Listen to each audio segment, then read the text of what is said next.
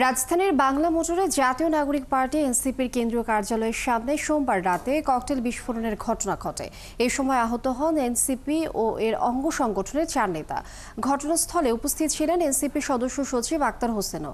দলটির নেতাকর্মীদের অভিযোগ, আক্তার হোসেনকে লক্ষ্য করেই ককটেল নিক্ষেপ করে দুষ্কৃতিকারীরা।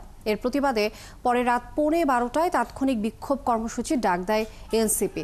পরে বিক্ষোভ মিছিলটি শাহবাগে এসে শেষ হয়। এই সময় তারা হামলাকারীদের আগামী 24 ঘন্টার মধ্যে গ্রেপ্তারের দাবি জানান। রাত 1:30টায় এ ঘটনায় রমনা থানায় একটি অভিযোগ দায়ের করেন এনসিপি নেতারা।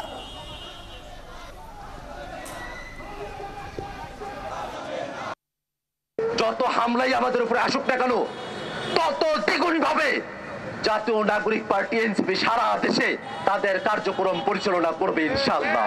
আমরা খুবই স্পষ্ট করে বলতে চাই, আজকের এই হামলার সঙ্গে যে বা যারা জড়িত আছে তাদের প্রত্যেককে অবিলম্বে গ্রেফতার করে আইনের আওতায় নিয়ে আসতে হবে।